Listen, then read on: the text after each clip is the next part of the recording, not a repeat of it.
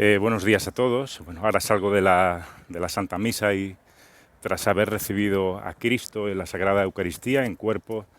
sangre, alma y divinidad, pues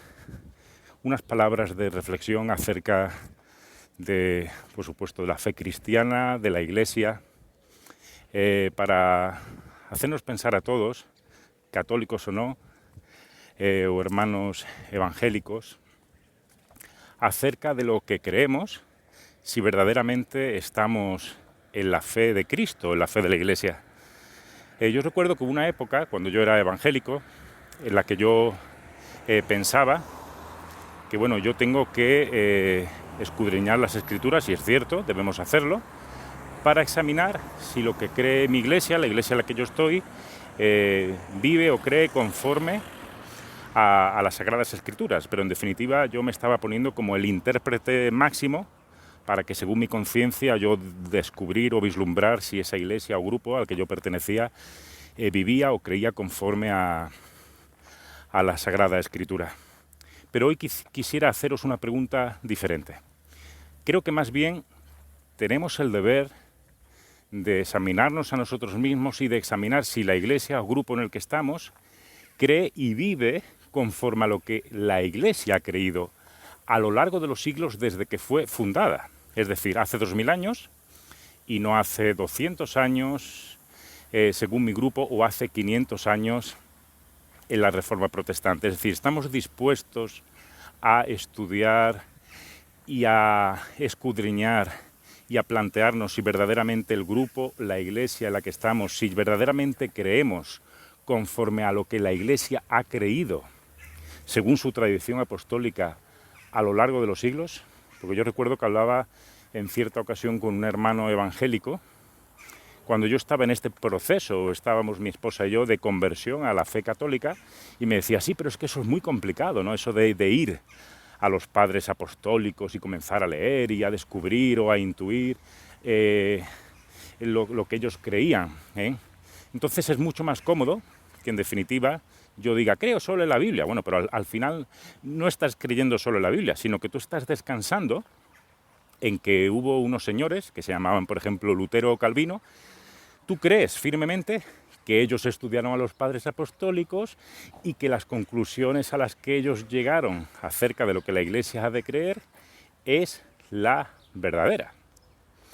Pero no me diga que tú estás creyendo solo en la Biblia o que tú crees lo que la Iglesia creyó a lo largo de los siglos, sino que estás creyendo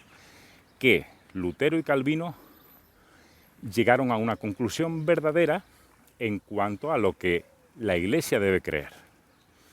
Pero esto no es creer solo en Cristo y solo en la Escritura, es poner nuestra fe, en ese caso, en lo que unos señores, unos hombres o unos supuestos reformadores dijeron acerca de los sacramentos o de los padres apostólicos. Y si yo te dijera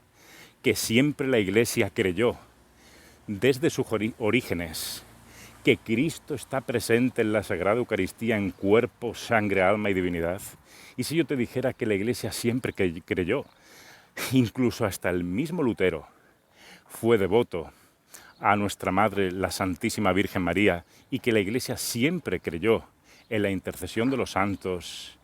y en María como Madre de Dios y Madre de la Iglesia, pidiéndole a ella, ruega por nosotros, Santa Madre de Dios, para que seamos dignos de alcanzar las promesas de nuestro Señor Jesucristo. Y si te dijera que el sacramento de la reconciliación o confesión estuvo presente desde los orígenes de la Iglesia, y en los escritos de los padres apostólicos encontramos entonces, en definitiva, los 7 sacramentos y no 2, como algunos de los supuestamente reformadores dijeron, que ni siquiera entre ellos se pusieron de acuerdo en el significado de los mismos, y podríamos decir mucho más. Así que, en definitiva, y para resumir, tenemos el deber, todos nosotros, católicos o no, de preguntarnos lo que yo creo, lo que cree mi Iglesia o mi grupo, ¿es conforme a la palabra de Dios? Sí, pero ¿es conforme a la tradición apostólica? porque si al decir es conforme a la palabra de Dios me estoy quedando con mi interpretación privada de la palabra de Dios,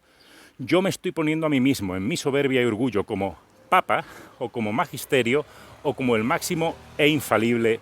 intérprete. Y esta es la forma en la que nacen muchas sectas y muchos grupos, y así ha ocurrido a lo largo de los siglos por supuestos iluminados que llegaron con su Biblia a la conclusión de lo que la Biblia significa o de cuál es o debe ser la fe de la Iglesia. No, la fe de la Iglesia nos la ha dado Dios en su palabra, en el depósito de la fe, y lo que ha sido transmitido a través de los siglos por lo que conocemos como la tradición apostólica y el magisterio.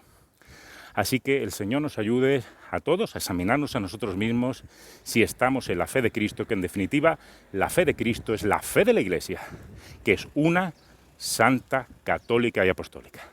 Que el Señor os bendiga.